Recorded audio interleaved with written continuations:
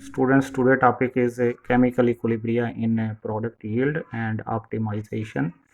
And in this, we will get some industrial products such as the ammonia, as well as number 2 sulfuric acid and number 3 nitric acid, which are used in the textile industrial industries momentarily. And first of all, the conditions for maximum yield in industrial processes. Number one is the synthesis of ammonia. So ammonia is overall throughout the world is prepared by Haber process, and the manufacture of ammonia by this process is represented by the equation. 1 mole of nitrogen and 3 moles of hydrogen react chemically to form the ammonia, and 22 kilocalorie heat is evolved. So this above equation gives the following information. Number one, reaction is exothermic. Heat majority 22 kilocalorie heat is evolved. And number two, the reaction proceeds with the decrease in number of moles. First of all, to optimize this condition, the low temperature, by applying the Le Chatelet principle, low temperature will shift the equilibrium to the right. Because the lot of heat energy is evolved when we get the products. So this gives greater yield of ammonia in actual practice.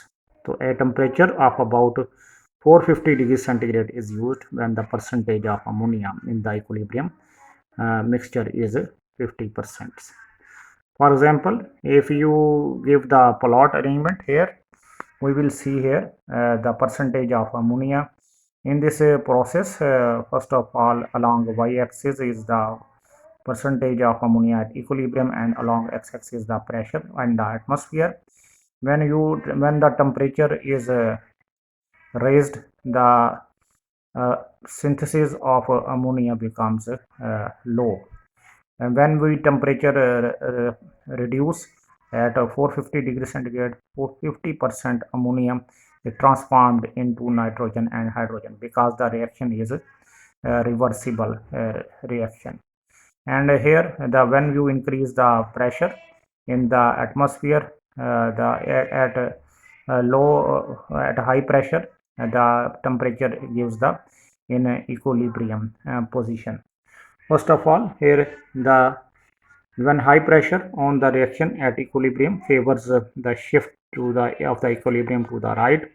So this is so because the forward reaction proceeds with decrease in number of moles, because in the above equation here, nitrogen and hydrogen 4 moles to overall of the reactants and give 2 moles of the products.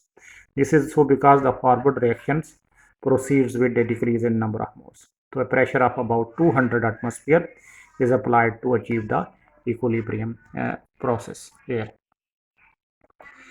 Next is the synthesis of by ammonia by catalyst. As low temperature is necessary for higher yield of ammonia, but at relatively low temperature the rate of reaction is slow, and the equilibrium is attained in a long time. To increase the rate of reaction and thus quicken the attainment of the equilibrium. Actually, the catalyst has the role to use to finely divided iron coated molybdenum, as well as the another catalyst used by other scientists, but iron coated molybdenum is the highly activated, is employed in actual practice. So molybdenum acts as the promoter that increases the life and efficiency of the catalyst, because various impurities are present in the by different catalyst, but iron coated molybdenum is the best. So pure nitrogen and hydrogen gases are used in the process. So any impurities in the gases would position and this is efficient. Number two is the manufacture of the sulfuric acid by contact process, and throughout the contact sulfuric acid is very frequently used in the textile industry for the different processes, for the dyeing process, for the bleaching process, for the sizing, desizing and milling process, as well as to neutralize the pH. The main reaction used in the process is sulfur dioxide plus oxygen gives to sulfur trioxide, and 42 kilocalorie heat is evolved. Similarly, when you give the previous reaction ammonia. The reaction is exothermic. Here is a lot of heat energy is released and the reaction proceeds with decrease in number of moles. On the basis of Le-Chatelet principle, the condition for maximum yield can be worked out as below. Number one is the low temperature. Since the forward reaction is exothermic, lot of heat energy is released.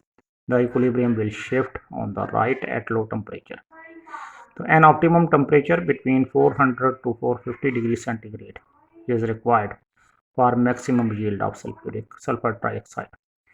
Number two is the high pressure. Since the number of moles are decreased, it's similarly by in case of ammonia, moles are decreased in the forward direction. To increase of pressure will shift the equilibrium to the right.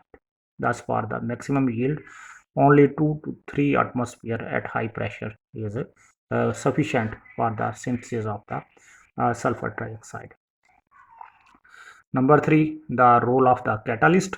So at low temperature used in the reaction rate is slow and the equilibrium is attained slowly. A catalyst is therefore used to speed up the establishment of the equilibrium. The vanadium pentoxide, commonly used instead of the asbestos and other catalyst platinum asbestos, which are highly easily poisoned by the impurities present in the reacting gases sulfur dioxide and oxygen. So all the same sulfur dioxide and oxygen used for the manufacture of sulfuric acid must be, that is, accurately pure and dry.